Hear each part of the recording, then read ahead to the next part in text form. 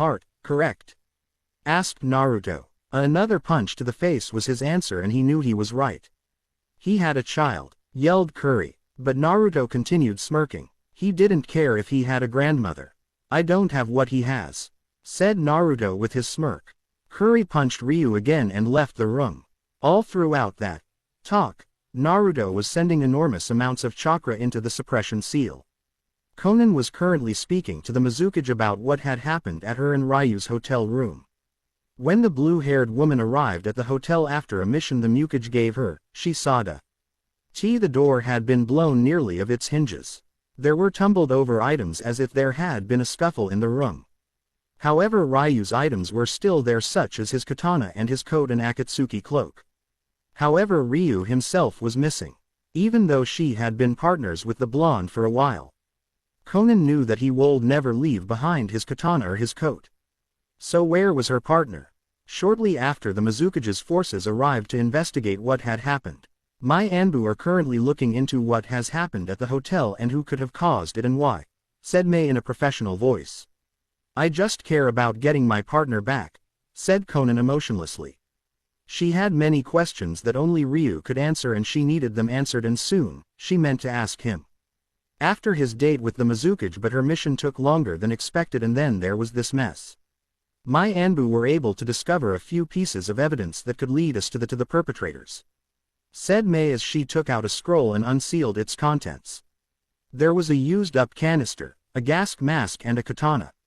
Konan inspected the gas mask and canister. They were used in Rakan Undi's to capture targets. Judging by the canister's model and the gas mask, it didn't take a genius to figure out that it was linked to the canister, but the katana, Konan had seen the same brand of that sword. It was shorter than the average sword, but it had a square-shaped guard and brown hilt. That katana is a model used usually by shinobi from Iwagakure, informed Konan. Mai wasn't surprised by Konan's information. In the past, Iwagakure had utilized the Akatsuki, so it'd be natural for Konan to recognize the sword. But still, why kidnap Ryu? Iwa has always been a village who couldn't rein in their emotions very well. Given the many assassination attempts on the Yondaime Hokage after the Third Shinobi World War. Suddenly Ao burst into the room. He was sweating and his breathing was heavy. Mizukage-sama, we found this near the crime scene, said Ao as he held up an Iwagakure Hittite. There are only a few possible explanations why Iwa is here, or more specifically, Ryu saw it. Konan, her face not betraying any emotion. 1. The Tsuchikage ordered his shinobi to capture Ryu and possibly use him as a breeder for the Sharingan if he does possess it naturally, because I don't believe his Sharingan is a gift from someone like he said it was, or to join their village, strengthening Iwagakure by training its next generation of shinobi. 2. Some of the Tsuchikage's shinobi have gone against his orders and have taken it upon themselves to eliminate Ryu in revenge, or because he is a threat to their village, theorized Konan. Mai nodded her head in agreement because it sounded like something Iwa would do considering all it's done in the past. Ao, have 3 teams of Oinin to track down the shinobi that took Ryu-kun, ordered Mai. Already have Mizukage-sama we able to find a trail leading out of Kiri, said Ao. Mai smiled in gratitude and dismissed Ao. Naruto was still sitting in the dark room. He continuously channeling enormous amounts of chakra into the seal. His clan created the seal and they sold it to all the other nations, or was stolen from in Iwa's case. But most didn't know the weakness to the seal. By focusing large and continuous amounts of chakra into the seal, will the seal itself wear down and eventually break. However, it takes a while for the seal to actually break. He heard a lock click and the door in front him opened to reveal Fr. Iwa Nin, all with sneers on their faces. We have time before he arrives, said one of the nins. But he wants him unharmed, said another. Naruto raised his eyebrow at the banter but decided not to look into it. We'll just use medical ninjutsu to heal him, said another.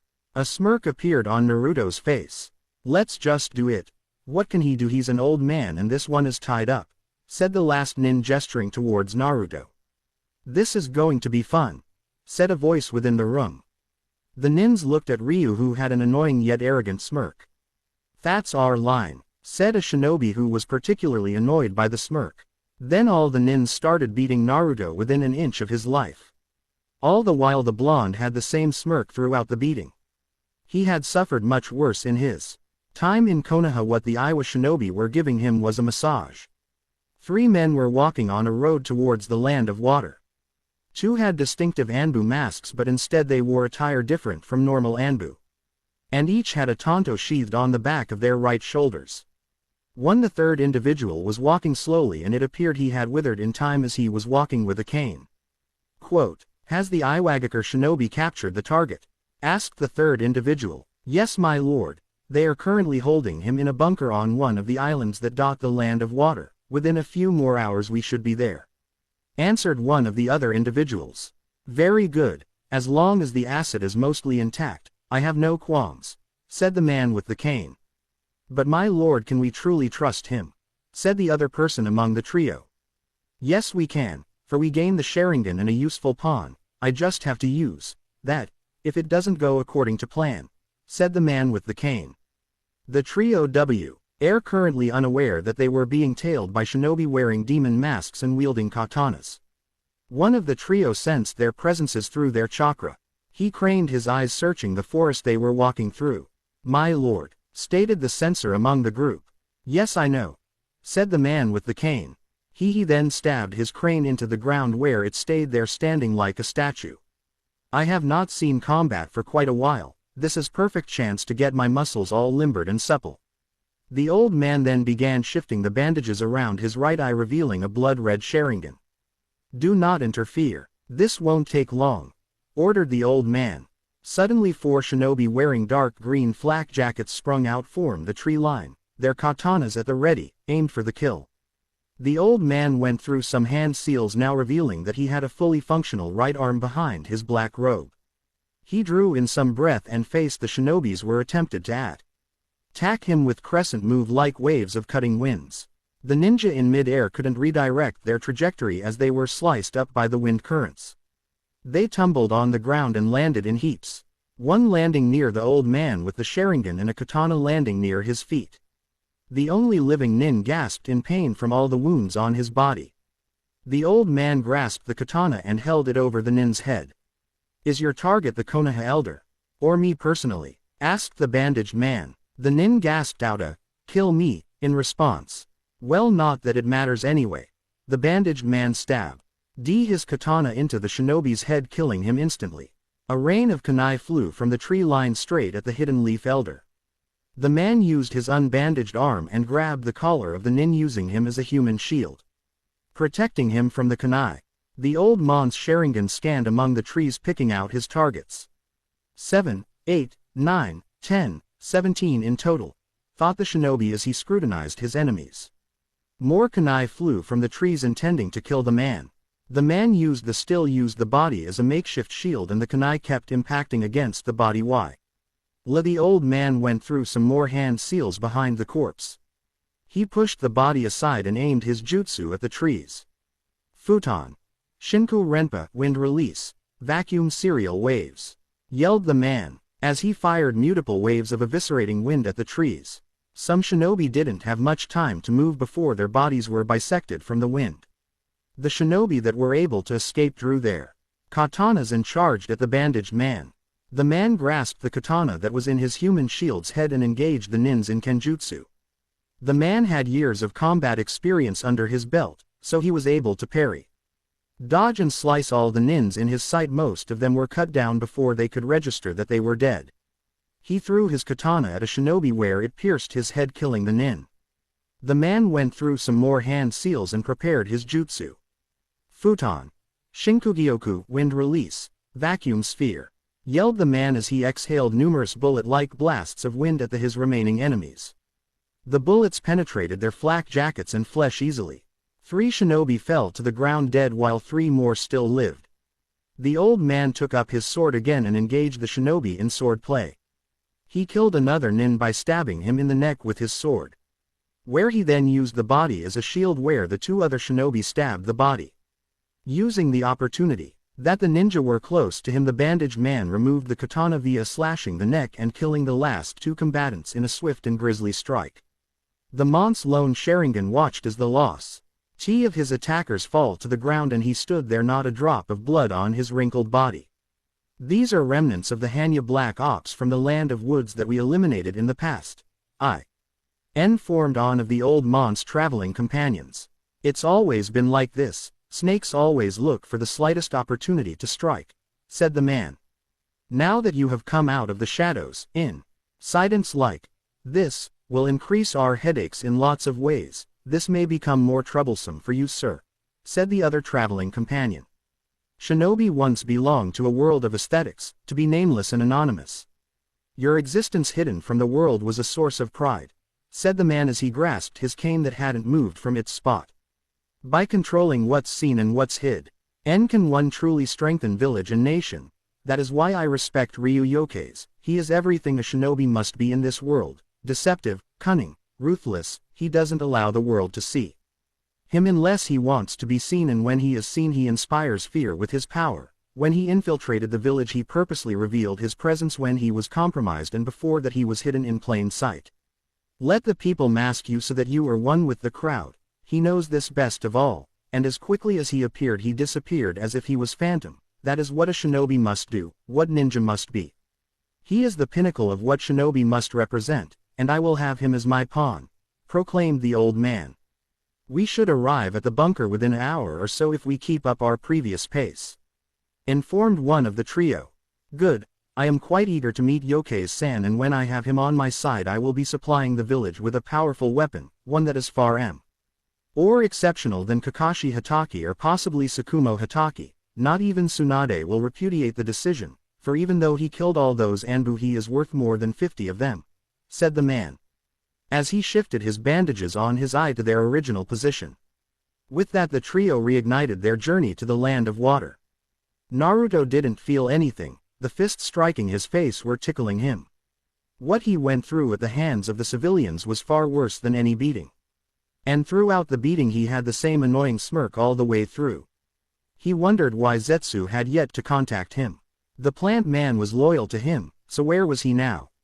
If he hadn't had gotten captured by ninja fodder this wouldn't have happened, but now that has occurred to him, the canister and the gas it excreted didn't come from Iwagakure but from Konoha. Someone in the leaf wanted to capture him and they supplied the Iwa nins with the necessary tools. Naruto felt like a headless chicken for not seeing it sooner. The Iwa nins then stopped their brutal beating and took a look at their work. Ryu's face was red and puffy and he was bleeding from his mouth and nose. There wasn't a part of his face that wasn't bruised. His nose was slightly disfigured and his lips and eyelids were swollen. It's as if he appeared out of a bad painting given the extent of the injuries. Do you think he's had enough? Asked one of the 4 Iwa shinobi as he looked at the beaten Ryu.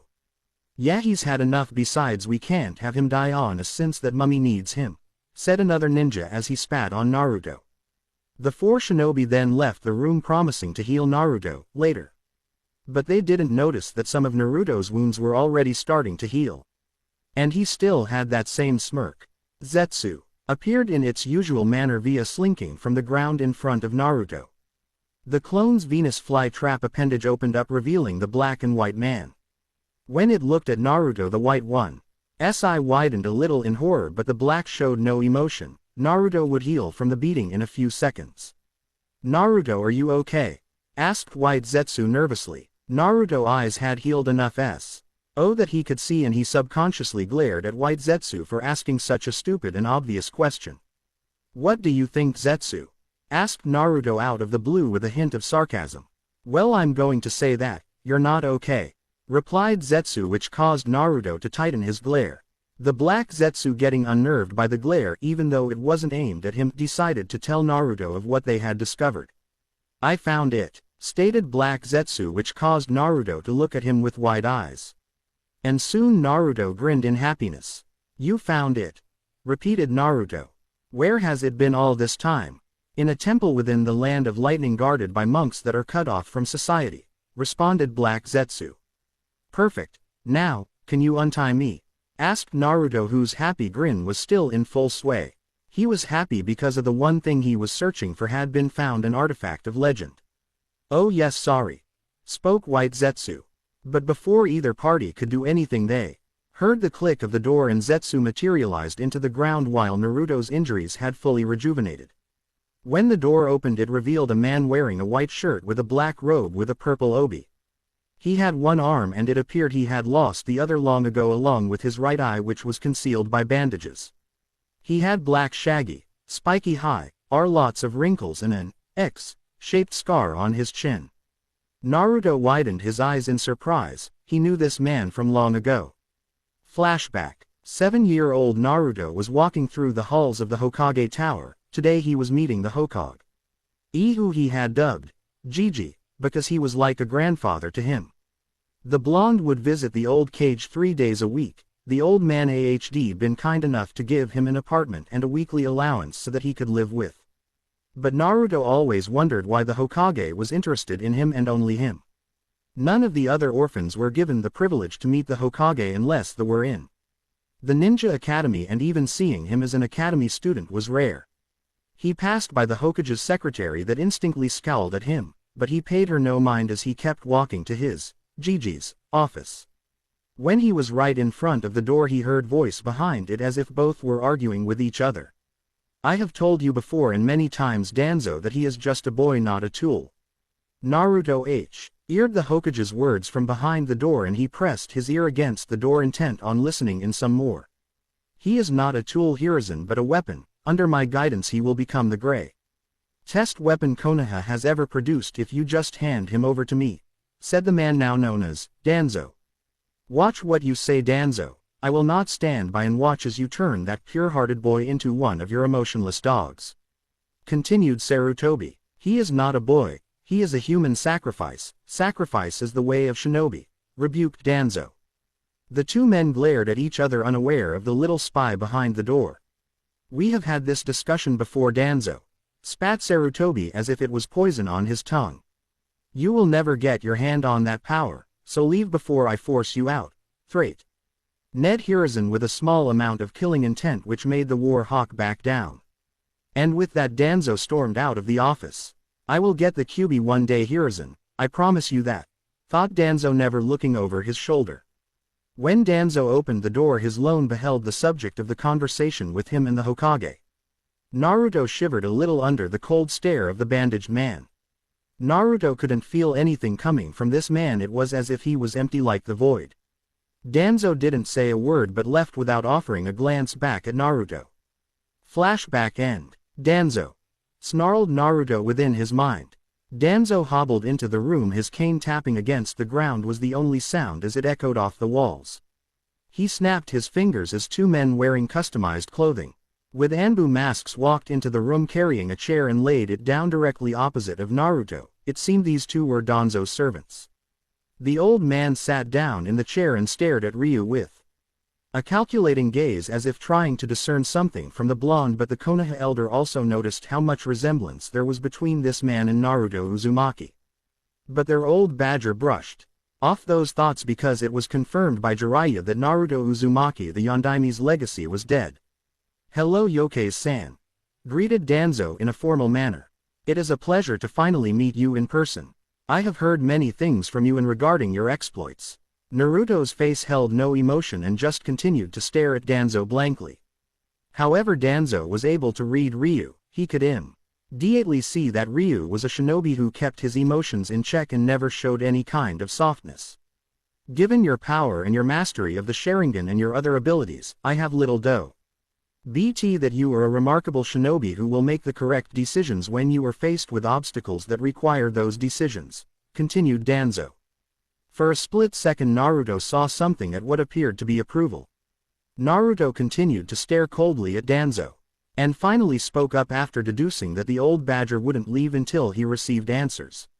Your compliments are gratifying, and your confidence in my ability fills me with pride, but you have yet to introduce yourself since you already know me, spoke Ryu emotionlessly. He knew that despite his frail appearance that Danzo was an incredibly dangerous individual who kept his skills refined.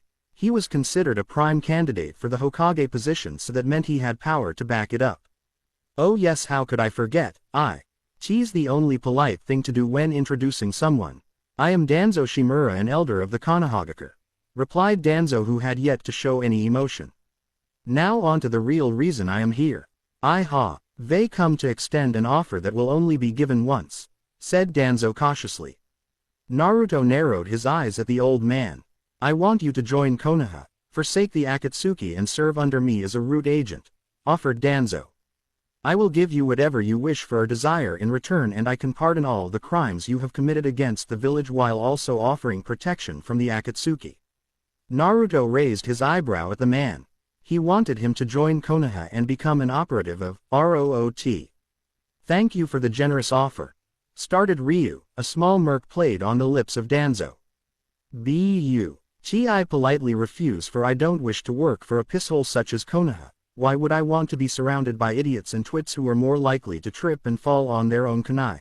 Said Ryu sardonically. Danzo's lips pursed tightly at the Sharingan wielder's insults to his village. Knowing that he couldn't get Ryu to join through normal means, Danzo decided to use his trump card. Are you sure? You could become a great operative among Root, spoke Danzo in a last-ditch effort. At what point did I ever claim to join Konoha? I loathe your village. I hope, no, I dream that all your civilians are butchered and raped on the streets while your children become slaves to your conquerors, and as you take one last look at your shining Konoha, your Hokage monument will wither and decay and shall be nothing more than dust. You leaves will burn in the smoke-permeated wind, and your will of fire will be nothing more than a dying ember on the verge of becoming ash, and then nothing of it shall remain but my joyous laughter, said Naruto sinfully with a deathly smirk as he made eye contact with Danzo, which caused Danzo to sweat a little. The Konoha elder stared back at Ryu. Danzo did not expect Ryu to act or speak so callously against Konoha. He had only assumed that he infiltrated the village just for the Hiraishin. If there was an animal that would be best described as Ryu Yoke's, it would be a fox. No. Greater than a fox, a wolf, cunning, treacherous, protective, aggressive, loyal, powerful, these are the words that would describe the wolf known as Ryu Yoke's. I must use it now. Yoke's is too much of a threat judging on how he killed the elite of the village, thought Danzo frantically. He channeled chakra into his right eye, preparing one of the greatest genjutsu in the world. Kotoamatsu. Danzo-sama, said one of the old Badger's root operatives as he walked through the door. This took Danzo by surprise, but he didn't show it, and the surprise caused Danzo to accidentally cancel his jutsu. The Iwa Nin are demanding to see you and to talk about the payment for their services. Danzo turned his head slightly and glanced at his subordinate through his left eye. He nodded slightly and got up off the chair. Very well. Let us discuss the payment, said Danzo as he hobbled out of the room, leaving Ryu alone. Danzo and his other root operative were walking through the old bunker that Ryu was being held in. The bunker itself was used by Kiri years ago but fell out of use after the Second Shinobi World War. The 4 Iwa Nin who had captured Ryu were waiting within a small room around a rectangular table. Danzo walked into the room and sat at a chair reserved for him. The payment, said Kuri Ganseki, who was obviously the leader among the 4. Yes, the payment, you shall have it, spoke Danzo. Suddenly all the shinobi's throats were slit by the tauntos of Danzo's subordinates. The payment of your lives would be sufficient enough. Now I am aware that I contracted more Iwa shinobi than these 4, so we will have to deal with them or allow Yoke's-san to deal with them. Now back my appointment with the wolf. But before Danzo could get out of his chair, he felt a massive force shook the foundations of the bunker, causing some dust within the room to be disheveled. Danzo-sama, this quake is being caused by Yoke's chakra, said one root soldier who was a censor. Unbelievable, he's doing this with just his chakra, said the other root soldier who was exasperated. We're leaving now, this bunker is underground, it could come down on top of us, ordered Danzo, who kept a cool composure. With Naruto a few minutes earlier, Naruto was still thinking over Danzo's offer to return to the Leaf Village. But the words he spoke were true. He never wanted to go back to that village, ever. He couldn't be bothered to destroy it at the time because of the Eye of the Moon plan, which would force everyone into the dreamscape where Konoha would no longer matter. He had to get to the temple within the Land of Lightning, the one that was holding the artifact he wanted. He also had to meet up with the Akatsuki to remind them that he wasn't dead. Then he felt something at the nape of his neck. The chakra suppression seal was broken. He could now manipulate his chakra freely, although he had lost at least quarter of his reserves trying to destroy the seal. He used his enhanced strength to break the shackles which were constricting him. He then pressed 2 of his fingers against the seal on his left wrist and smoke appeared around his form. When smoke dissipated, it revealed Naruto in his black samurai-like armor, however he lacked his weapons. Zetsu appeared out of the ground beside Naruto. There are only a few Iwa nins left, and Danzo and his lackeys are in a different room in the bunker. Seeing as how you lack your weapons, maybe you should rely on those, stated Zetsu. Naruto didn't respond, but he registered what Zetsu said and what he meant. Kamionanayo, thought Naruto as he channeled chakra into his right eye, allowing his eternal Mangekyo to be shown to the world. And a massive blue mandala sprouted behind him, each with a different ring and kanji on it. Come forth, started Naruto. Seiryu. From the Azure Ching ring burst forth an azure, Japanese dragon taller than a human. It had 2 large horns and 3 eyes along with fox-like ears. Byakko. From the white ring a white, slender and lean tiger which also had 3 eyes and fox ears along with sharp teeth came forth. Suzaku. From the vermilion zoo ring Ared, a vermilion bird with elegant and dramatic plumage, and it too had the same mask but with a beak and a feather on its crown. Genbu. From the black Zon ring a tortoise with black overlapping place. Atesh, and a white bushy tail burst forth from the ring, and it had the standard mask 3 eyes, fox ears. Kinja.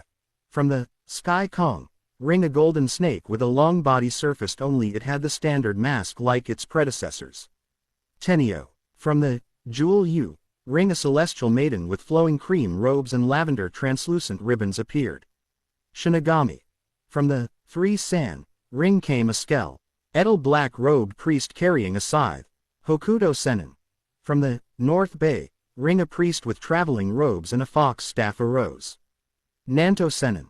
From the South Nan ring a priest with a near eye. Dentical shape to the Hokuto Sennin appeared, and it too had a fox staff. The 2 sages both had 3 eyes and fox-like ears.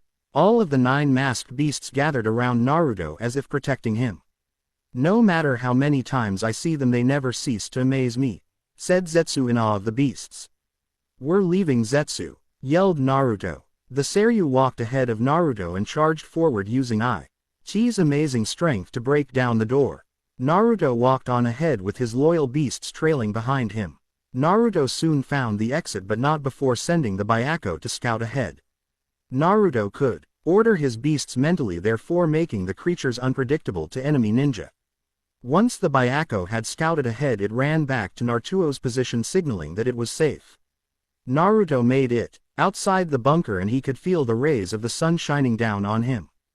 But it was short-lived, as Iwa shinobi surrounded Naruto from all sides, but some appeared anxious as if not wanting to bat. The masked beasts that surrounded the blonde 9 masked beasts, have fun, mentally commanded Naruto. The beasts sprung into action, catching the shinobi off guard with their sudden actions. Naruto was still standing in the same spot, arms folded as he watched his beasts fight for him. Usually Naruto would get involved because his main fighting style was heavily dependent on his masked beasts like his shadow clones. Maybe it was because of his love for the Kage Bunshin no Jutsu that created the 9 beasts, because they fought as if they were clones of Naruto. He also discovered that the Kyuubi had more affect on him than he thought, as he wondered why his beasts had fox ears and the sages had fox staffs, but it didn't matter for the moment. But this time he decided to watch, since it had been a long time since he brought all his beasts out. At the corners of his eyes Naruto saw kunai flying towards him. The blonde was unafraid of the kunai. He didn't make any attempt to move out of the weapon's path. A purple barrier formed before Naruto as it blocked the kunai, causing the weapons to drop to the floor. The Hokuto Sennin and the Nanto Sennin flew to Naruto's position as they were clearly the ones who created the barrier. The Seiryu and the Byakko were tearing the nins apart with their claws. Their great speed was too much for the nins before they were cut down. The Genbu and the Suzaku were either crushing the shinobi under their weight or were lifting them in the air and letting gravity do the rest. The Kinja, Shinigami and the Tenyo were binding their Appon. NTS with their ribbons or their bodies where the Shinigami would siphon their chakra and the Tenyo would give back that chakra in its attacks. Only a few minutes passed and the shinobi fodder stood little chance against the beasts. Naruto popped his neck because he had a rather bad crick in a certain spot. As he surveyed the carnage, he only wished they were stronger so that he could have his low. Y'all beasts use their more powerful techniques. But alas it wasn't so, which depressed Naruto slightly. Zetsu walked up to the blonde and watched the beasts return to their master's side.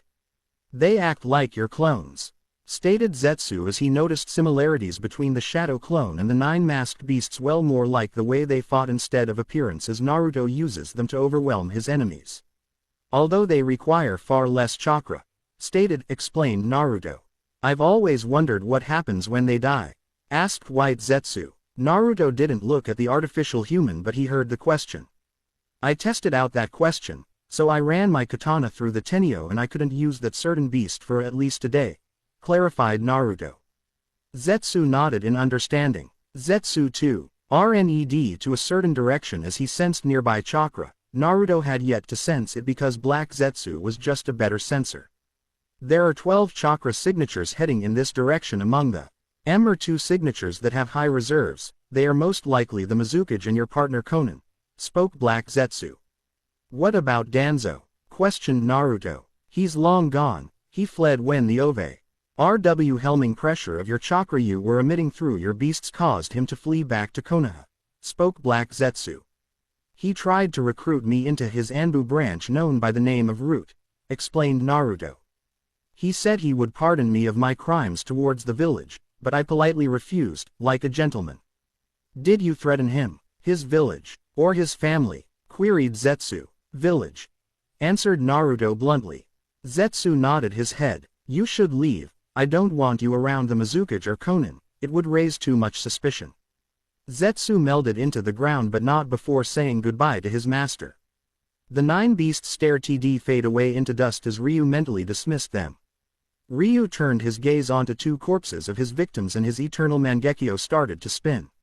Mei and Konan had been traveling for the past few hours following Ao and a select squad of Oinen and Anbu. They were successfully able to find a trail leading them to Ryu, and the Mizukage hoped that the blonde was still within the land of water, for if he wasn't there was nothing she could do without provoking a war. Konan was slightly anxious. She needed Ryu's answers, she needed to know his motives. She was like a cat, too curious for her own good. Instead of splitting into her paper butterflies she decided to stay with the Mizukage and her forces. Mizukage-sama, we've discovered something, yelled Ao. The large party landed within a field which was coated with a light mist and dark trees. But what horrified them was that there were bodies strewn about, some were mutilated by what looked like claw marks. Others were disfigured as if they had been crushed by some great weight. And some were missing limbs altogether. They were able to see brown flak jackets which were caked in blood. And the red liquid stained the grass they were walking on. And in the middle of it was Ryu, who was sitting on a corpse twirling a kunai in between his armored fingers. And yet there wasn't a drop of blood on his muscled body or samurai-like armor. Naruto tilted his head to look at his partner in the cage. Sup? Said Naruto with a grin. You're late. Missed out on all the fun. Ryu-kun, we thought you were captured. Said the Mizukage, but no one noticed her blunder. I was, but I was able to escape and killed my captors. As you can see, they weren't much of a challenge, continued Naruto. He walked over to the Mizukage's forces, and while on the way Mei gave him a soft kiss on the cheek and whispered glad you're safe, in his ear, which caused him to blush a little. Many of the men glared at Ryu in jealousy. That's supposed to be me, was the common thought shared among the male populace.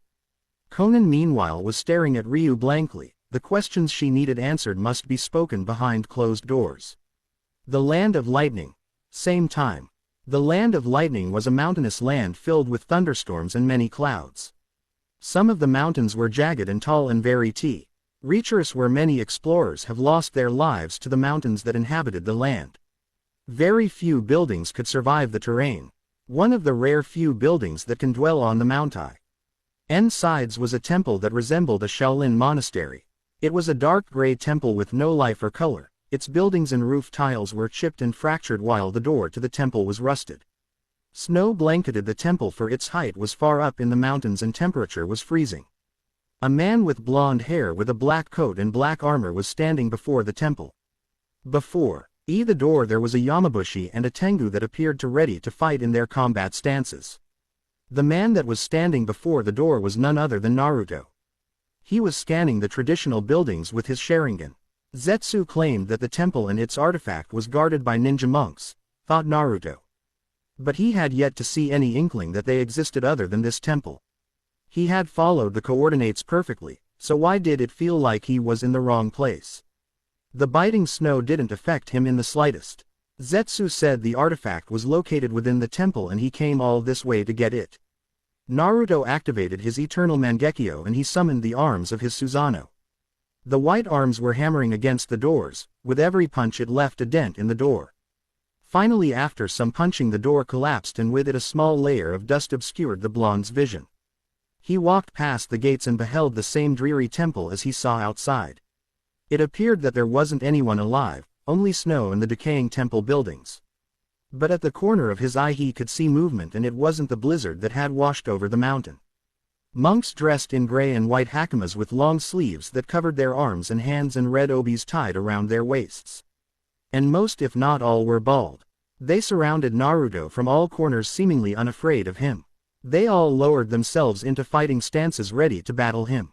Naruto was amused. He had never met ninja monks before, so this was a new experience. Then one monk started walking up to him but kept a safe distance from him. He was dressed in similar attire to the other monks and he was about middle-aged. Like the other monks, he was bald coupled with brown eyes. "My name is Tadakai and I am the head monk of the Kujiro Temple. You have trespassed on forbidden ground. It's best if you leave before we are resorted to use force," warned Tadakai.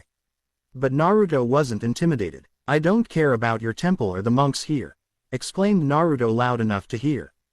A few snowflakes landed on his face and were quickly melted by his body heat. "I'm here for the artifact." Tadakai frowned at the blonde. He was aware to which artifact he was talking about. But yet the monk also wondered how the man had found their temple and found the treasure they had been guarding ever since the clan wars. "I am sorry, all the monks here were born to defend the artifact with their lives, so you cannot go further. I will repeat myself, leave or we will use force," threatened Tadakai with a glare. Naruto shrugged off the glare and popped his neck, for he had another bad crick in that troublesome spot. "If you raise your blade at me and bare your fangs, that is your way of expressing your pride. However, there is a fine line between pride and arrogance, such as there is a fine line between love and hate, and when you raise your blade in contempt of my pride, it feels like you're saying that I'm arrogant," proclaimed Naruto. "My distaste for arrogance is great, but my hatred for vanity and hubris is suffocating," spoke Naruto. "Kamionanayo, Byakko, Kinja, Shinigami, Seiryu," yelled Naruto, and the spoken beasts appeared out of the mandala and took their places by Naruto's side. "Deal with them." The beasts, the size of men, excluding Seiryu, launched themselves at the monks while Naruto stood there unmoving. "What is this? Is this puppetry of Suna?" yelled a monk before his throat was torn from his body by the Byakko. The Shinigami was a whirlwind of death as it used its scythe to cleave the monks. The Seiryu was having the highest kill count, for it used its massive size to deal with the monks. The Kinja was using its whip-like body to strike at the monks, and many suffered broken bones and internal bleeding from the golden snake. A few minutes passed and Tadakai was the only one alive. He tried to pick himself up off the ground, but he was pinned to the cold floor by the Byakko. Naruto was standing to the side of Tadakai. Since he was the head monk, he would know where the artifact was. "Where is it?" questioned Naruto. The Byakko put some more pressure on Tadakai's back, causing him to grunt in pain. "I was sworn to." The Byakko put even more pressure on his back, causing Tadakai to cough up blood. "Tell me where it is." Naruto stoned again, but this time adding some of his killer intent. Tadakai looked to his left and eyed a building. Unfortunately, Naruto saw where his gaze traveled and he too saw the building. "No," choked Tadakai. Naruto opened the door that restricted him from entering. As he peered into the architecture, he beheld a straight-bladed katana on a pedestal. The katana's blade was black in color and it seemed to glitter. The grip was black, which had white in the middle, There was no guard which was perfect for the blonde.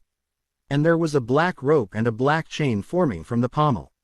The black rope was a meter in length while the black chain was a meter and 3 inches.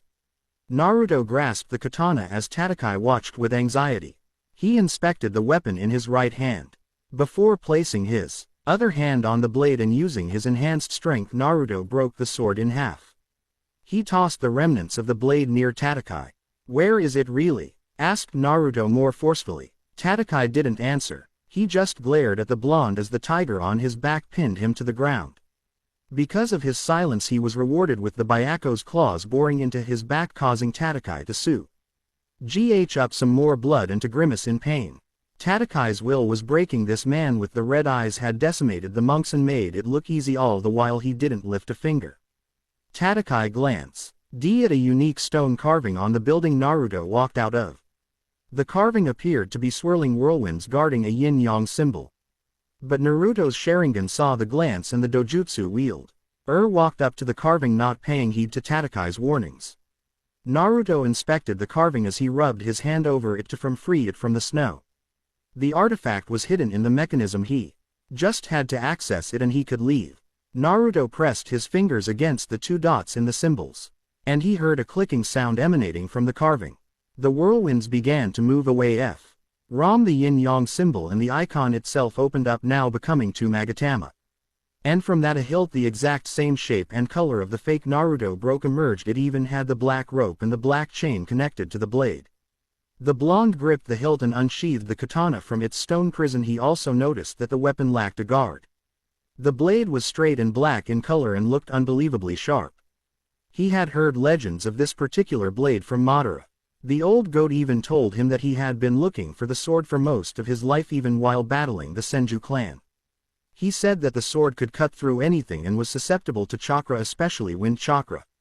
Naruto tested out the theory by hovering his hand near the blade, but just as he was about to touch it, a large slash-like wound surfaced on the palm of his hand. He hadn't even touched the sharp blade and yet it had cut him. Naruto smirked in victory. The sword that took years to find was finally in his hand, the legendary Tenbogiri no Tsurugi, dragonfly cutting sword. Legend told of a sword imbued with the speed of lightning and the sharpness of wind, and that one day a dragonfly landed on the blade where it was cut in 2 by just the simplest touch, spoke Naruto as he held the mythic sword. The blonde in the armor strolled up to Tatakai, the Tenbogiri still in his hand. "Thank you for your cooperation," said Naruto gratefully. And finally he stabbed the Tenbogiri through Tatakai's head where it pierced right through his skull. The 4 masked beasts that Naruto summoned faded away in plumes of dust. "Time to go," thought Naruto. Iwagakure. Same time. Onoki, the Tsuchikage, was sitting behind his desk attending to his paperwork. How he hated the position of Tsuchikage. He just wanted to obliterate his paperwork with his dust release. But his thoughts traveled to his ninja. Some of his shinobis had been missing recently. He knew that some of the a ninja were bitter over the losses in the Land of Water. He was hoping that the missing ninja would return to the village soon. They had already suffered losses at the hands of the Akatsuki, namely Ryu Yokeis.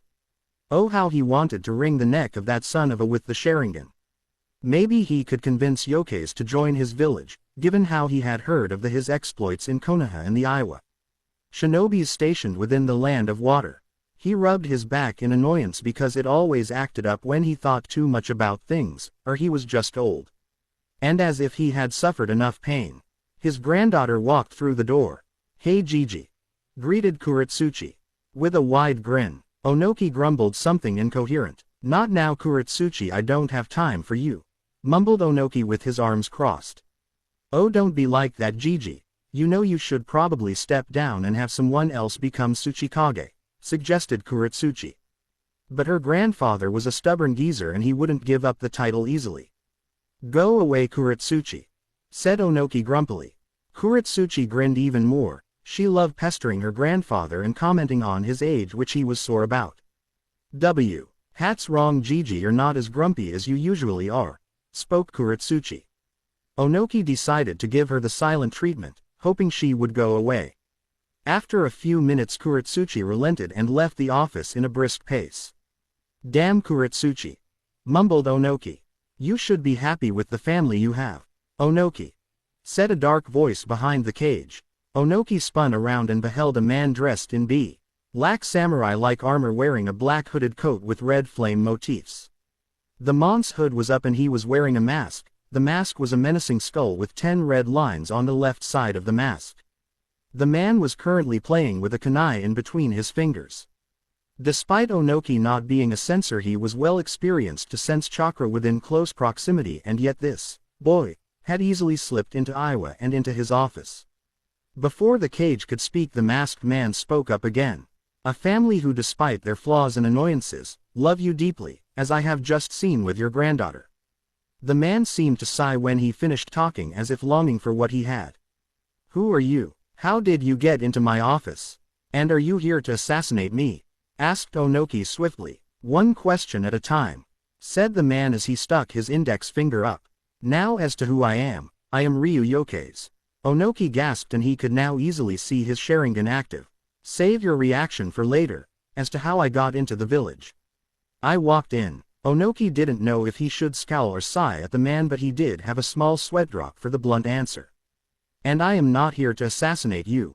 I'm here to give a warning and to return these, said Ryu as he took out some from his coat's inner pocket. He was holding at least 5 Iwagakure headbands, some torn and ragged, and all were bloodied. He tossed them onto the old mont's desk, and Onoki gnashed his teeth in anger. They were hired by an elder of Konohagakure. I believe you familiar with him. Danzo Shimura. Onoki lost his angry expression and changed it to a dumbfounded one. But of course he remembered what type of man Danzo was. He used underhanded tactics and well thought out plans to gain advantages over his enemies like Onoki. And keep your shinobi in check, or I'll come back for their families, where afterward they will be wishing to die. For I can also use underhanded tactics. That is my only warning, threatened Ryu darkly. After that, Ryu jumped off the window ledge and disappeared into Night's Wind, leaving Onoki fearful and broken. The old man hadn't felt this since his encounters with Madara Uchiha, the Land of Water, a few hours later. After the drama regarding Ryu's capture was done with, the Mizukage was exceptionally pleased that the Akatsuki member was unharmed, and Konan herself was glad that Ryu was back. They were given a new hotel by the Mizukage herself after their last one was damaged by the surprise capture. Once inside their rooms, Ryu discarded his coat and the armor on his arms. Sat down on his bed and sighed. Today was a hectic day. First he was captured and held in a dark room, then he met Danzo and tried to recruit him into route, and he had finally found the Tenbogiri no Tsurugi, which would be delivered to him very soon. He was about to doze off into neutral sleep before a knock at his door resounded through the room. He could sense the chakra signature outside the door was Konan. So he strolled up towards the door to meet with his partner, but when he turned the knob he was instead greeted with numerous paper sheets smothering him. The paper quickly bound his arms and legs, restricting his movements. But Ryu wasn't the least bit worried. Konan just wanted to talk to him, and not have him escape at the same time.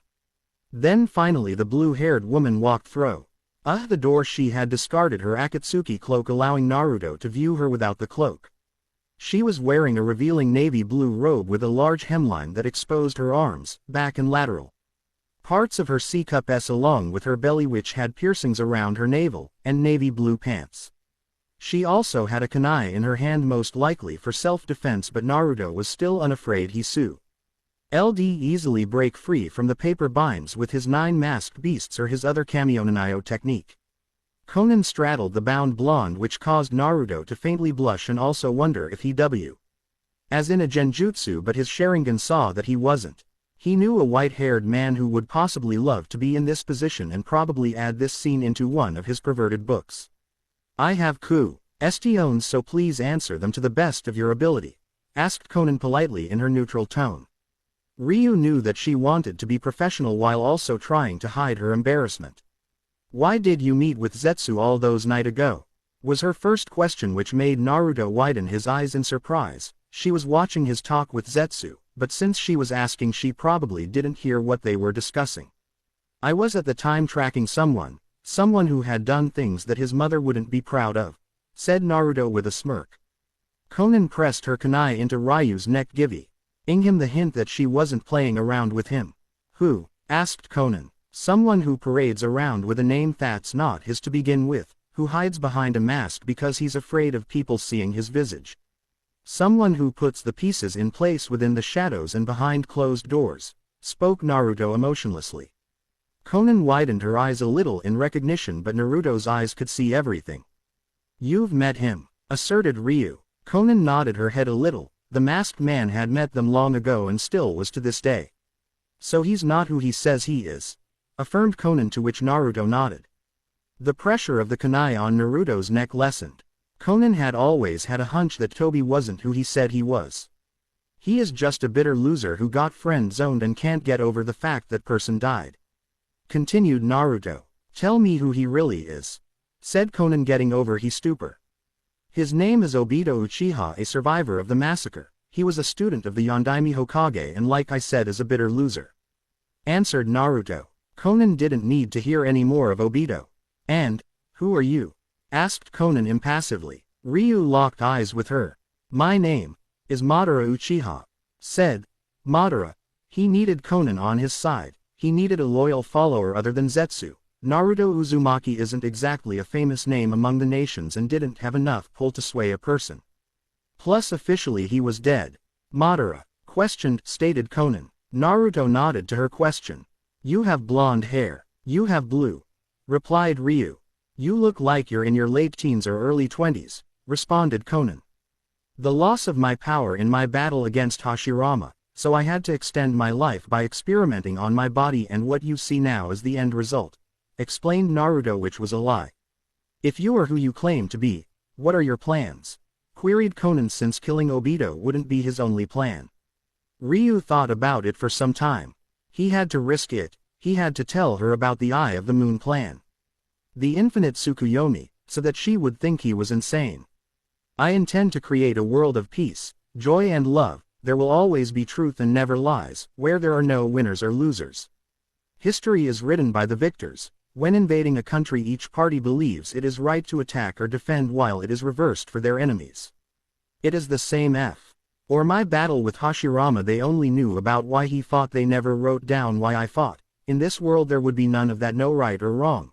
By gathering all the 9 Biju and sealing them into the statue that Nagato can summon, will I be able to revive the Jubi, 10 tails. With it I will become the its Jinchuriki and cast my eye on the moon, reflecting it over the world, and with it every being will be transported to a dream world where fantasy will become reality. Monologue Naruto. Konan kept staring at him. She was intrigued and tempted by this plan. A dream world. What would happen in this dream world? Asked Konan. You can forge mountains, build cities, become a god, even revive the dead, continued Naruto. Konan was taking in every word that Ryu said. Tsukuyomi. Konan was then transported to a white world filled with nothingness. Then Naruto appeared before her wearing a black kimono. This is what will happen. This is what the world I will create shall be, at first, spoke Ryu. And before Konan's eyes his entire physical appearance changed, and in his place was a youthful Madara. Anything you ever wished for shall be yours, in this world. The one that we currently live in is filled with despair, doubt, fear, pride, violence, anger and hatred. I understand these emotions best of all.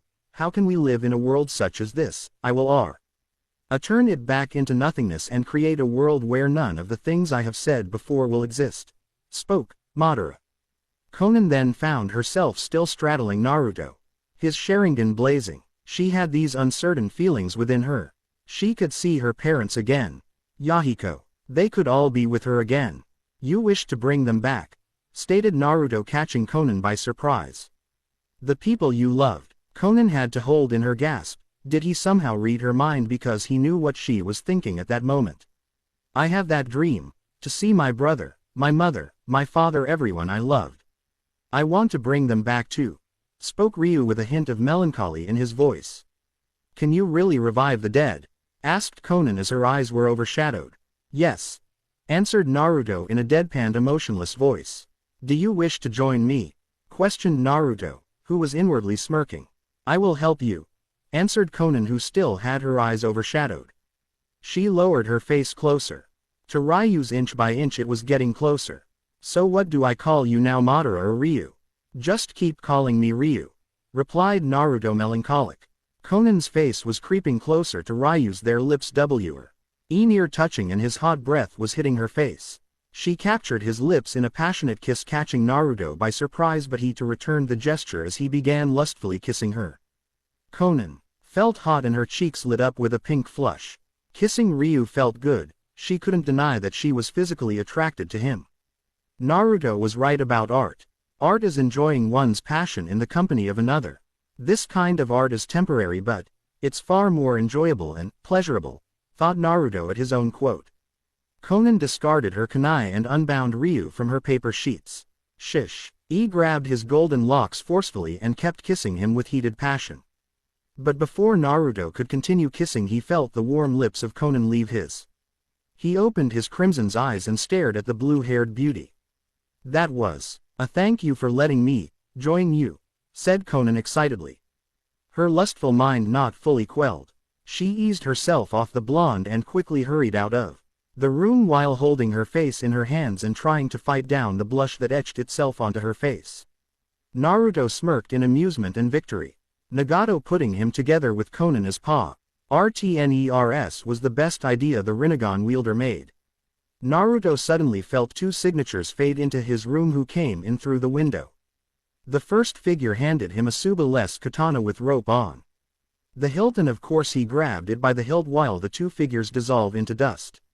Everything was going to plan, but he still needed a suitable training area that could accommodate him because the training ground within the mountain's graveyard was not ready yet according to Zetsu's report. A preferable training ground that was dark, that could limit his senses and had minimal space so for him to adapt to situations where the environment didn't favor him. But his greatest victory was that he finally had a lieutenant aside from Zetsu. Conan was going to be very useful. An S-ranked Kunoichi, who he believed to could rival if not defeat Tsunade and Mei in battle. But he would have to weary around Konoha, more specifically Danzo and his root agents. For he had a strange feeling that something bad was going to happen and that someone would walk away alive from it. That night the wolves' howls chorused with Naruto's thoughts. And among their howls were the music that one soul would have their fire snuffed from the world. In Konohagakure, Sakura Haruno was walking to the cemetery, where Naruto's empty grave was. She was carrying white roses again to remind her of her lost love for the blonde. It still hurt, knowing that her happiness with the blonde is gone. Every week she would visit the grave with new white roses. Hinata had stopped visiting 3 months after his death. Her only wish was that the blonde knucklehead was still with her, walking with her, talking with her, even just being in his presence was what she wanted at the moment. She soon saw the familiar grave spot she saw every week. Surprisingly, it wasn't broken or destroyed unlike his apartment. Maybe the civilians had respect for the dead. She was standing before the headstone where she placed the white roses on top. She got down on her knees and started talking about what was on her mind. "Hey Naruto, it's me again, it's so good to see you." She decided to keep her words brief as dusk was approaching. Naruto is in the land of water, so the time zone is different.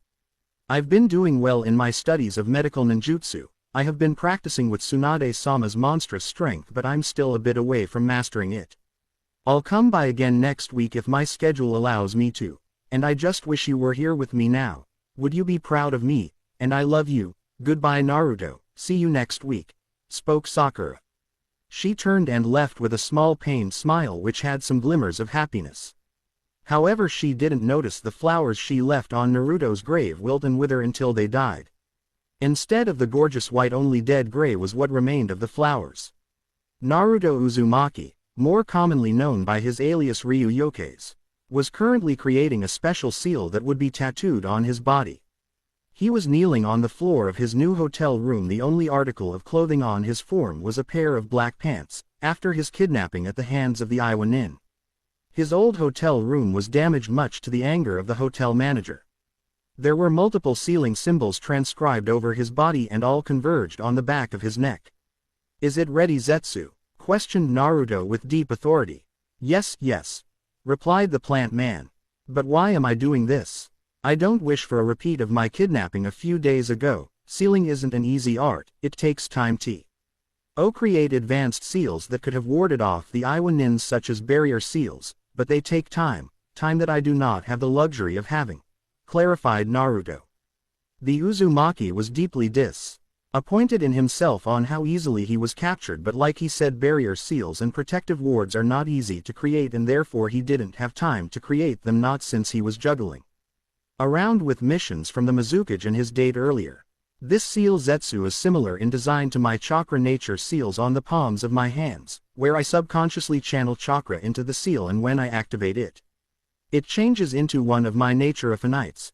However, this seal activates on its own when it feels a disturbance in my chakra, when I'm under a genjutsu, or when my body is feeling sensations it shouldn't feel. When I'm under a genjutsu, it disrupts the flow of my chakra, breaking me from the genjutsu, and say if I was unconscious it would send a jolt of lightning chakra rough my body, restarting my brain, breaking me from unconsciousness," explained Naruto, to which Zetsu nodded in understanding. It must have taken a while to develop. "So how do I focus the seal on your neck?" asked Black Zetsu. "Perform the boar, tiger, snake, horse, rabbit and ox hand seals, then place your hand on my neck and focus your chakra in your palm," continued Naruto. Zetsu performed the necessary hand seals and placed his hand gently on Naruto's neck, where the symbolic markings over the blonde's body crept their way up his body, focusing itself on the back of Naruto's neck. Zetsu wondered if this was painful for Naruto, but he detected signs of agony from the Sharingan wielder, but Naruto had a high tolerance to pain from his training with Madara, so this really was painful for him. The symbols on Naruto's body had finally arrived on his neck, and Zetsu removed his hand and beheld a sun that had curved flames sprouting from it. "Thank you, Zetsu," said Naruto bluntly as he placed his hand over the seal. "Tell me, have you found a training area that suits my tastes?" asked Naruto emotionlessly. The plant man shook its head at this, which caused Naruto to sigh. The training ground within the mountain's graveyard was not yet finished, even with the amount of white Zetsus working on it. "And what would you prefer from a training ground?" asked White Zetsu, grinning. Naruto read at Zetsu in restrained annoyance, and he elaborated on the question. "Someplace dark where the light of the sun doesn't shine as brightly, so I can improve upon my senses, that doesn't require sight. Preferably with lots of terrain, so I can adapt to an environment where the land doesn't favor me. Also a place cut off from society where not many people would know of its existence. That would be perfect," spoke Naruto as he prepared some green tea from the hotel room's small kitchen. Zetsu nodded at his master's command. But there was one question which was confusing the plant man, a question that was gnawing at his mind. "Why didn't you kill Sasuke Uchiha?" queried Zetsu. Naruto stared neutrally at Zetsu while drinking his tea. White Zetsu knew that stare all too well. It always unnerved him, and the end result was he'd either end up on the floor dead or Naruto would answer him, although Black Zetsu had nothing to fear. "You're asking why the one person in the entire world that I had a perfectly legitimate reason to kill." Naruto stopped his sentence, choosing his words carefully. "You're asking why I spared him and not the other way round." Zetsu nodded again at the blonde. Shish to kill Sasuke Uchiha when he is at the prime of his power, when he is ready to face me in mortal combat like last time. I wish to feel the thrill of fighting with a powerful opponent. I wish to feel my blood pumping through my arteries and adrenaline coursing through my body while sweat drips off my brow and my knuckles become bloody from all my attacks," said Naruto with a sickly smile. "I didn't kill him because I wanted to. I didn't kill him because he didn't deserve to die by my blade. He's still weak, and until we have the same eyes, he's not worthy of being called my equal or greater or lesser. I was thoroughly disappointed with his growth in power, unlike mine," continued Naruto. "He doesn't have the same potential that you do," stated Zetsu. Naruto shrugged his shoulders at the dual-colored man. "You know, I was surprised that the old goat let me live after he found out about that detail," uttered Naruto, moving the conversation away from Sasuke. Zetsu agreed with the blonde. He could only theorize why Madara had let Naruto live after he found out about that certain information.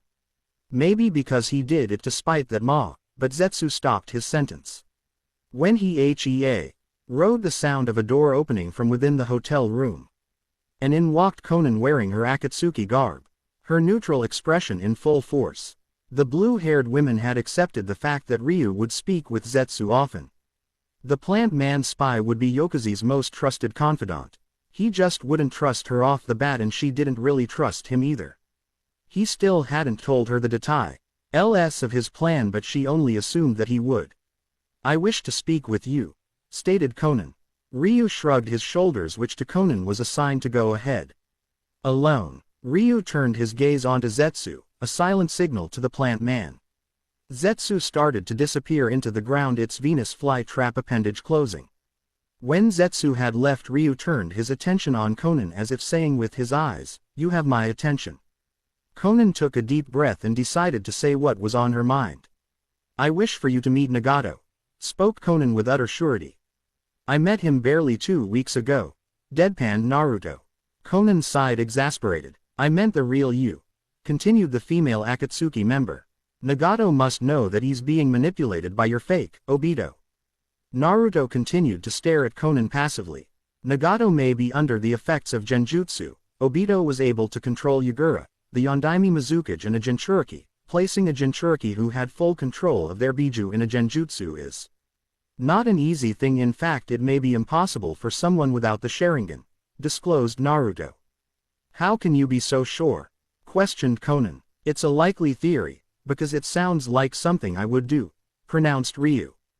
Conan continued to stare at Ryu, unsure of what she should say next. Her mind was a whirlwind of words. Although she was now a part of Ryu's plan, she wasn't told all of details. She had hoped to be informed of them later. But she could silently agree that they needed more lieutenants. "Is anybody within the Akatsuki working with Obito?" asked Conan. "I believe so. Kisame would be the most likely suspect. Since during his time within the Land of Water, Obito would have met with Kisame and offered him a position as his right hand, and he would have brought up his stupid prospects to coerce him," spat Naruto. Conan agreed with the Sharingan bearers since it sounded likely that Kisame would work with Obito since the swordsman was a staunch supporter of Yagura. Quote, "I will not meet with Nagato not until Obito has been dealt with, and that's a few months away. We will continue to act like regular Akatsuki members in the meantime," proclaimed Naruto. "Also, you should read this," said Conan as he took out a book from within her cloak and handed it to Ryu. Page 14. Ryu turned to the specific page and beheld the picture of him that Konoha had used. "Which country does this bingo book belong to?" "Land of Lightning. Care to explain how you were in the Land of Lightning when you were with me and the Mizukage here in the Land of Water?" said Conan with barely hid curiosity. Ryu seemed to sigh and his shoulders deflated.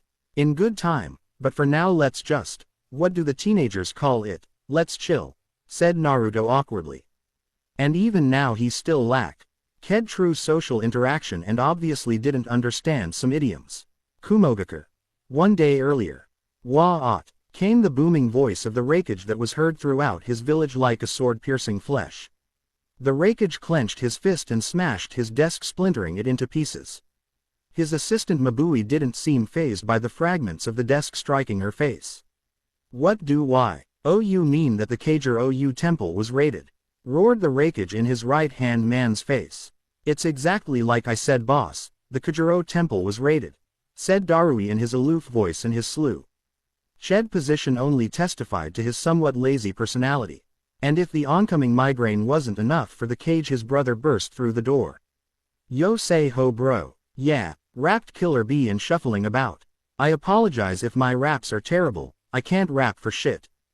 "Go away B," yelled the Raikage as he elbowed the Hachibi Jinchuriki in the face, causing anime tears to spiral from the muscled rapper's face. "Why do you have to be so mean? I'm only living the dream," cried Killer Bee as he curled into a ball from his brother's scolding and abuse. Taking the attention away from his idiot Br. Other focused his attention on his assistant and his close confidant. "Darui, were there any survivors from the temple?" questioned the Raikage as he practiced his anger management exercises. "Yeah boss, only one. His wounds were not that bad and I had Mabui look into his psychological damage." "This is so dull," said Darui mellowly. Nodded his head at the somewhat lazy shinobi. "And have we interrogated the survivor?" asked as his temper was soothed. Mabui decided to answer. "No, we were waiting for your permission to start the interview," spoke Mabui with calmly. "All right, start the interrogation immediately. I need to find out who has the relic that the monks were guarding, or if they did find it," said as he hastily walked out the room with Mabui and Darui trailing behind, leaving BB. Behind, who also followed after them, though he was a bit behind and he had a large bump on his cheek. While on the way, voiced more of his questions. Who was it that discovered the temple was raided by outside forces? Asked the Raikage along with Darui, Mabui and Killer Bee, who had caught up to the trio. It was Yugito ni while she was coming back from a mission you had assigned her, answered Mabui, who still had her calm persona.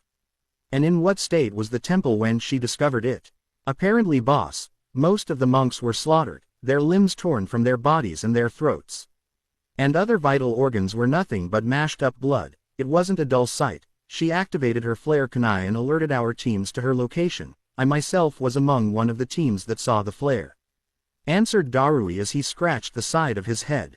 I nodded at this. But still, how did someone find the temple? It's cut off from society except for high-level shinobi of Kumogakure who are aware of its existence, said Mabui, curious. None of the three bothered to look behind them and saw B working on his raps. I don't care as long as they don't have the relic, it's fine, replied A, who had lessened his pace. The four Kumo shinobi had their Anbu HQ in sight.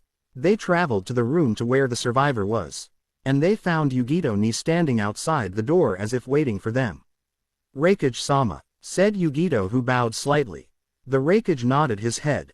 Darui tells me that you were the one that discovered the monastery in disarray, said the Raikage. Yugito nodded her head at this. I was also the one who discovered the only survivor among the monks, responded Yugito. He's inside, but be careful, he's suffered serious mental trauma and is now easily scared from the experience. His name is Ikusa, and Raikage-sama, please be gentle with him, spoke Yugito softly. I opened the door and saw the survivor sitting by a table on a wooden chair with another chair directly adjacent from the survivor. But I was shocked to discover that the survivor was only a 10-year-old boy who wore the monk's standard article of clothing. Gray and white hakimas with long sleeves covered their arms and hands, but instead of the red obi tied around the waist, the boy's obi was light blue, possibly signifying his rank among the monks. So this was Ikusa. I sat down in the free chair directly opposite the boy. Tell me, Ikusa, what happened at the temple? And who raided it? Queried A. There was so much carnage, said the boy as he remembered the events of the slaughter, specifically the white tiger. It had almost found the boy while he was hiding. He had almost died, and the man in the black armor. He scared him the most. He just seemed empty, as if he didn't have any emotion. Like he truly lacked emotions or remorse. He remembered as his father. Tatakai confronted the man only to be met with death as he watched his father, murdered before him like a sick animal, using the relic he had sworn to protect with his life. There was a man, spoke the boy. I leaned forward, listening to every word that came out of Ikusa's mouth. He wore black samurai-like armor and had a long, sleeveless coat, and its edges were tattered, along with a hood and 3 silver magatama on each collar. He also had blonde hair and red eyes. A's eyes widened in recognition. He had heard of this certain individual matching Ikusa's description. It had to be him. There was no one else, but he needed more information. Does he have the relic? Does he have the Tenbogiri no Tsurugi, dragonfly-cutting sword? Asked hastily. Ikusa stared into the cage's eyes, his brown eyes searching for something. Yes, he used the sword too, but he stopped in his sentence and he choked up as tears fell from his eyes like rain. To murder my father. A's eyes widened in sorrow and fear. Tatakai was an old friend of his past, but both went their separate ways when they were teens. And to hear he was dead broke him, but he had to get over his death, and now the dragon had the Tenbogiri. Mabui, write down anything Ikusa can tell you of the perpetrator's abilities. I need to write down a new entry in the bingo book, and from now, Ikusa, you are now a shinobi of Kumo, said as he left the room with Darui following him and B writing his raps while Yugito went her own way. The Raikage could see that Ikusa wanted vengeance. He was too depressed to see it, and if he wanted to avenge his father, the path of a monk couldn't give him the opportunity, but a shinobi only then could he avenge his father. When he entered his office, he took out a bingo book, Konoha's bingo book, and read everything there was on this certain ninja. He scoured every page of the raider of the Kujiro temple, and he frowned and scowled. Everything about the man spoke about a person bred to kill, trained in every aspect of shinobi arts, and combat a man who could rival a cage, if the Raikage comp. Ared shinobi to animals, then they would be dogs, and this man, a wolf. Ryu Yokeis. snarled the Raikage. Now in Konoha, Tsunade Senju was tending to her duties as Hokage of Konoha. She was conflicted. Why? She is about to reveal the greatest secret and disappointment to the village about a certain young, dead, blonde. She had argued with herself for months. She had consulted with Jiraiya, Kakashi, Shikaku, and they all said the same thing. Wait until they've calmed down, then tell him. There was also supposed to be another member on that list, a boy who was like a son to her. She turned her head to the left and saw a photo of her and the blonde Uzumaki on the road to Konoha hugging and smiling, and she too smiled herself at the happy memory. She felt something wet on her cheek, and when she brushed her hand over it she alone tear. She would admit it in a heartbeat. She loved the blonde like family. She should have done more for him. She should have been there for him. She should have owned up to her mistakes and rectified them. She should have promised her that she would look out for him, and what good did that do? The necklace she gave him really was cursed, since it had taken yet another life of someone important to her. She pressed her fingers into the sides of her temple. She had to be careful. She was treading on treacherous ground. Even the slightest step could cause the dominoes to fall. Sarutobi had hoped to tell Naruto when he became Chunin, and after he died she hoped to do that as well. And she could tell that despite being a moron and not the brightest knife in the drawer, Naruto had enormous amount of potential. She hadn't seen so much potential to be powerful in someone before, not Jiraiya, Orochimaru, Tsukumo, not even Minato. She believed, no, she knew that someday Naruto would surpass her grandfather Hashirama even without the Kyuubi no Yoko. She then frowned. The Kyuubi hadn't been seen in years, as its chakra was still coalescing and the fox hadn't taken shape yet. Tsunade had less than 3 years until the Kyuubi reformed. And without people like her grandfather Hashirama Senju, Madara Uchiha, or Kushina Uzumaki, then capturing the Kyuubi would be impossible. She turned her chair and stood to face her village, and it seemed the weather was attuned to what she was feeling right now. The sky was completely gray. The clouds shrouded the bright blue like a blanket. The sun's light was dimmed, and also it looked as if it was about to rain. She could also hear the cracking of thunder emanating from the clouds. And she noticed that the village was darker, as if eclipsed by the clouds, giving everything a gray appearance. The weather was just too depressing. Homura and Koharu had advised against announcing Naruto's heritage forever, but she was Hokage, and the people deserved to know that their greatest hero had died, leaving a legacy, and that legacy was betrayed. Her thoughts burnt through her like a fire. Jiraiya didn't want to be in the village when it happened. He claimed that he already knew the reaction from the populace. Things would have been easier if the white-haired man was with her. She heard a knock at the door and she ushered the person in. A certain masked ninja with gravity-defying silver walked through. "Are you going to do it today?" asked Kakashi. Tsunade nodded at Kakashi. "You know there's going to be an uproar," stated Kakashi. "I don't care. They deserve to know the truth, and they can't deny it. We have extensive proof," said Tsunade, whose back was still facing Kakashi. "What about his full heritage?" asked Kakashi. "That will be told later, just not now," spoke Tsunade. However, the two occupants were unaware of the third party watching them from the roof. "It's time. I hope he's finished his project." With Naruto, he was currently drawing seals on a certain article of clothing, something he had been creating before his father had died. He had spent the last 6 months juggling between his training and creating the perfect ninja outfit. Aside from his armor, although it was useful and he loved the look of it, he needed to be more shinobi-like in appearance, Zetsu's words. So he was creating an outfit perfect for him, both in style and usefulness, and imbuing seals into it which would only enhance its purpose. And he was just about done. And at that time Zetsu materialized from the ground, the only thin visible of the genetic clone being his Venus flytrap. "Naruto, it's time," spoke Zetsu. Naruto nodded at his subordinate with his emotionless visage in full force. Naruto stripped everything off him, excluding his boxers. Zetsu just watched, and so the blonde started dressing himself in his new outfit. He now wore sleek black pants that ended on his heels, along with black calf-high boots with silver lining and black gloves. But the most notable thing about his new outfit was his new cloak, which was black in color and double-edged, and twin-tailed with a hood and long sleeves. The collar was high and extended near his chin and covering his neck, It also had a zipper that fastened from top to bottom, but Naruto left it unzipped from his waist down so to provide him more maneuverability. The C-lock also had silver drawstrings decorated with silver beads hanging from the end and a chain ornament adorned with 4 cylindrical silver beads that fastens to a loop around the collarbone region. White Zetsu whistled in awe. Naruto always did like black. I'm guessing those silver ornaments are your special seals for your cloak, spoke Zetsu as he kept examining the cloak, and he had to say Naruto had style and class. Correct, Zetsu. Naruto pointed to the chain around his collarbone. This seal suppresses my chakra voluntarily, making me appear as if I was a civilian. Only the Byakugan will be able to measure the chakra, and even then they can only get so much from their eyes. He then pointed to the right-hand drawstring. This seal is equipped with a barrier should any jutsu or weapon be aimed for the kill. A barrier would appear and prevent the attack from killing me. However, this seal is usable once per day, so I still have to avoid taking any fatal shots from kunai. He then pointed to the left drawstring.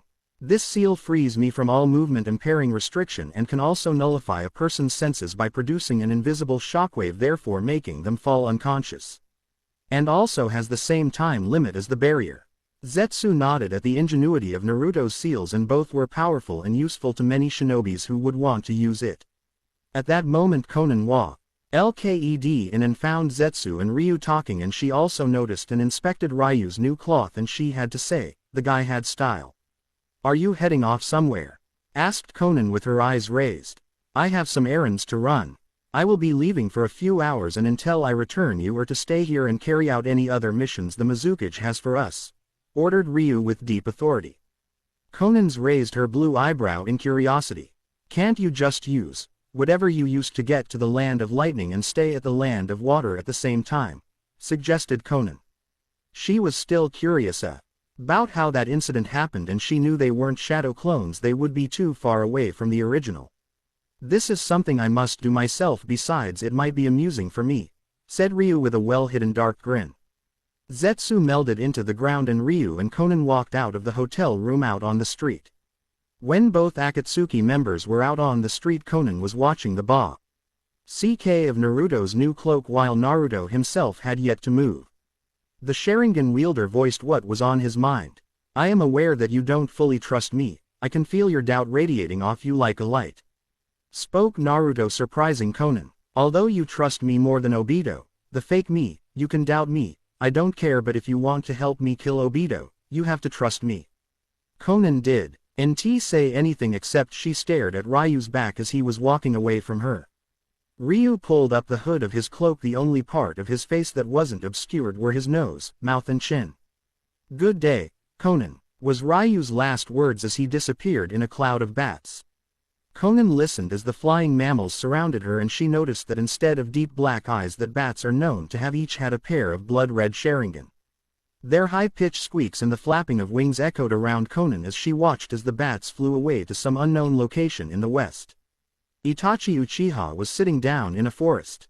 It appeared as if he was meditating, but his thoughts were preoccupied with the newest member of the Akatsuki, Ryu Yokaze. The former Uchiha heir couldn't place his finger on it. There was just something that made him feel odd, as if he knew who Ryu Yokaze was, but yet he didn't know him at the same time. But what unnerved Itachi was that appeared as if Ryu was emotionless, literally. And the way he threatened Hidan, Itachi could tell that was false rage, so Ryu said that to emphasize his false rage. And the fact that Ryu had the Sharingan. But the Uchiha core, PSES left over by the massacre were burnt so nobody would get the Sharingan. But then a thought came to Itachi. He had suspected that Naruto was alive for years, but that suspicion dwindled as the years flew by. But was Naruto Ryu? The legacy of the Yellow Flash was possible still alive and was now among the organization that originally tried to kill him. But the question still remained, how is Naruto alive, and how did he get as strong? Itachi believed, as having the title of S-ranked criminal meant they had power, lots of it. Could it have been the masked man that brought Naruto back and trained him? The masked man that helped him massacre the Uchiha? Itachi saw his partner Kisame walking over to him. And both partners walked on the road to their next mission, and Itachi cancelled his thought on the masked man and Ryu. Sakura Haruno was sitting in her room ready for the announcement that her tutor the Hokage, Tsunade Senju, was going to make. The pink-haired girl was told nothing about what the announcement was, only that it was urgent since Tsunade had called the entire village. But something told Sakura, in her heart, that it had to do with Naruto. She couldn't explain it, she just felt that it was about Naruto. And even after 2 years the pain of losing him was still gripping her being. Sometimes she would wake up from her sleep chanting his name, and the only place she could see him was in her dreams. And what she did in those dreams, she could only wish they were real. But every time she awoke from the dream, a cold feeling would wash over her. Getting off her bed and checking herself in the mirror, Sakura had noted that she had changed quite a lot. Gone was the obsessed and delusional girl, she was now replaced by a confident and determined woman with a hint of stubbornness. She believed in her mind that she was a strong kunoichi, and it turned out she had a natural affinity towards medical ninjutsu, which turned out she was like a fish in water, as if she was born to perform medical ninjutsu. She opened her window that led to her balcony and made her way to the Hokage Tower where Tsunade was going to announce the news. Konoha appeared as if it was dreary, as if the life from the village had left the world along with Naruto. The clouds were starting to turn black and a few drops of rain were felt by the villagers as they gathered in front of the Hokage Tower. None of the occupants in the village noticed a cloud of bats circling around in the gray sky. The flying rodents just circled around an electrical pole like vultures who had discovered a corpse.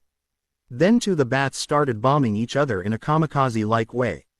And from their bodies a figure was starting to take shape as more bats collided with each other. And the figure emerged shrouded black mist and landed on the electrical pole gracefully. The figure was wearing a black cloak with black gloves, and his hood was up, obscuring most of his face except for his nose, mouth and chin.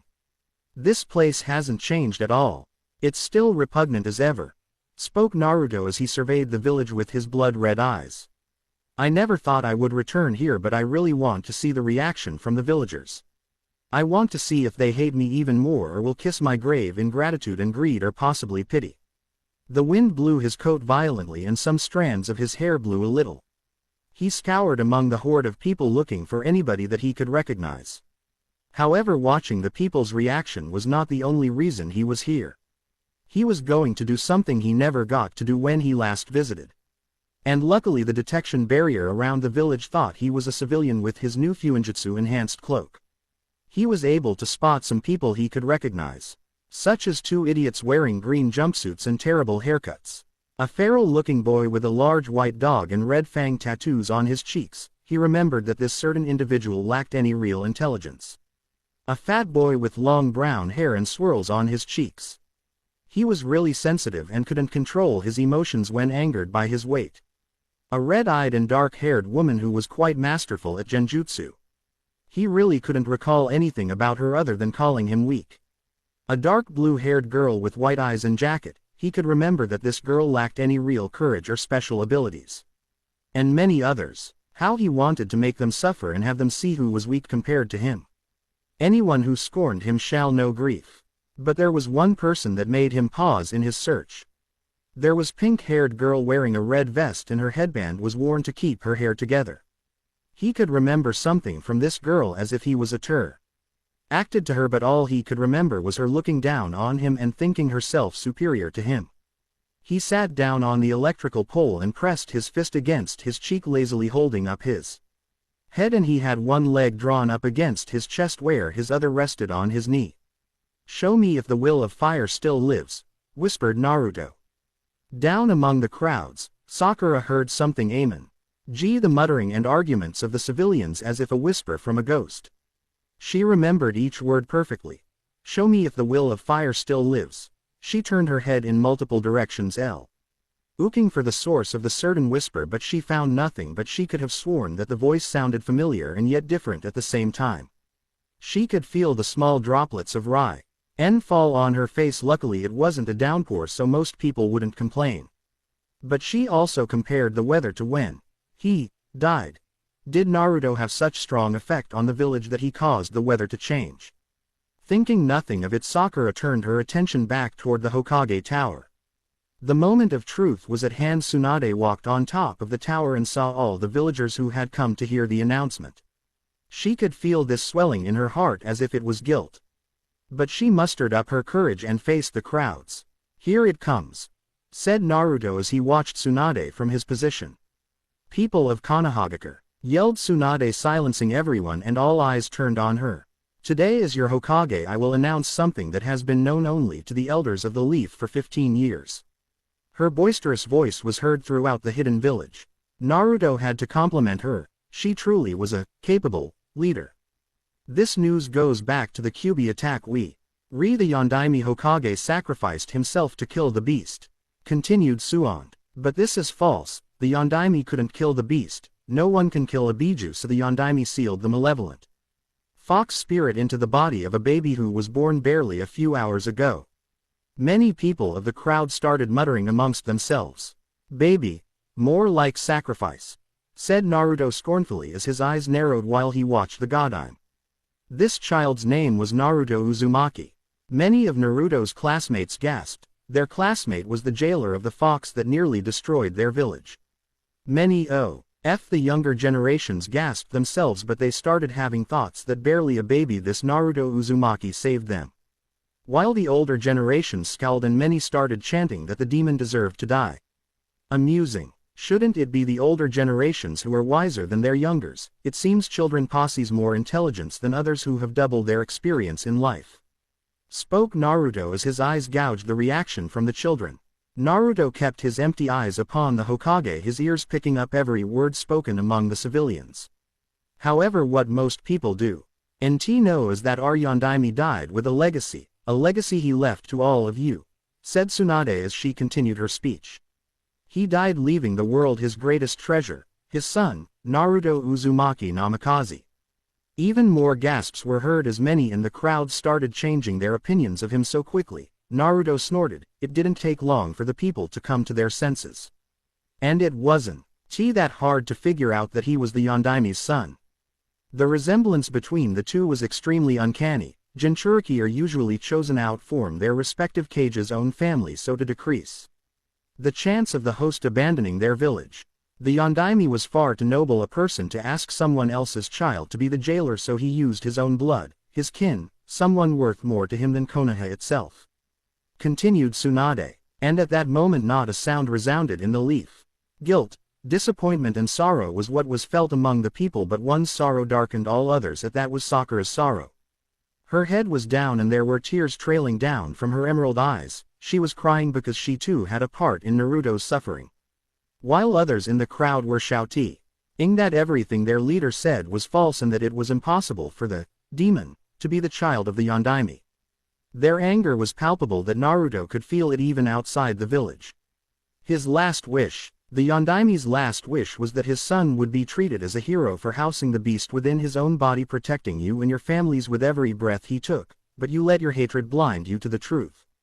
Exclaimed Tsunade. Everyone were at a loss, some were openly crying. They had seen the resemblance but they refused to see it. Others were roaring in denial, believing that no demon could be born from a cage. When you pour water into a cup, does the cup become water? No, it's just a cup with water in it, said Naruto to himself as he watched the reactions. Man, why were chanting among themselves about how they failed the Yondaime and the Sandaime? We failed the Yondaime, we're monsters. How could we do this, to a child no less? If only I can take back what I did, were many of the sentences that spread amongst the villagers like fire. Naruto scoffed in disgust, but yet he was amused at the same time. Disgusted how they believe they can take back what they did to him and all the times they beat him and threw rocks at him. He just wanted to kill himself to spare himself from all the hatred and anger that was directed towards him every day, and amused because the way the civilians were acting was the most likely result. You lived in fear of something that shouldn't be feared. Every one of you contributed to his pain and anguish, and you only strengthened his sorrow. He wanted to prove to every one of you that he was more than what you claimed he was. You denied him everything he needed for your petty revenge, and I was going to choose him to be Hokage after me, for he had shown everything a Hokage must be, and because he had something that all of you had forsaken.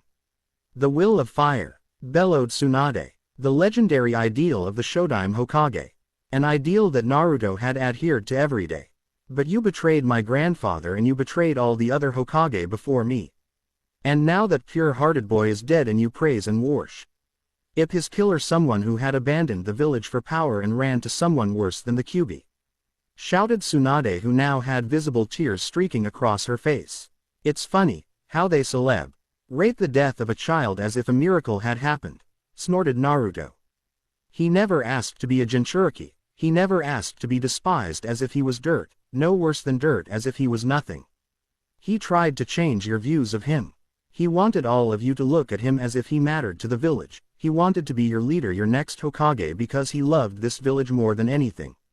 He would have sacrificed everything for you. The amount of courage he'd shown outweighed all the value of gold in this world. He was the embodiment of the will of fire, its physical manifestation. Continued Tsunade, and the villagers were wallowing in sorrow for all the things the Godime had said was true. If one to look closely, you could Iruka forcing his way through, crying all the way, for he too had been responsible for some of Naruto's suffering. Naruto's eyes were still watching emotionlessly, while his features revealed something different. He had a sickly grin marring his features as his fist clenched in excitement. He wanted so much just to kill everyone in this village, but he had better things to do and he was going to send a warning. I think I've said enough, spoke Tsunade as she wiped away her tears. And with that all the villagers left, sad tidings and depression filling their hearts.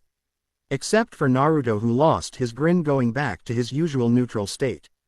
And then, he felt something impact against his cloak's hood, and when looked up he felt raindrops hit his face. He had to compliment the weather, it matched how the people were feeling perfectly. He stood up and dusted off his cloak and disappeared within cloud of bats. The flying rodents flew to a certain area, the blonde had to pay his respects to a certain someone. However, Naruto was unaware of a pair of white eyes watching him from down below. A pair that belonged to the supposed prodigy of the Hyuga had at the corners of his eyes observed a person in a black coat. He knew that person wasn't of the Akatsuki since his cloak lacked black clouds, but there was something off about that person. He was going to tail him, and he would have to tell this to a select group of people, Shikamaru being at the top of the list.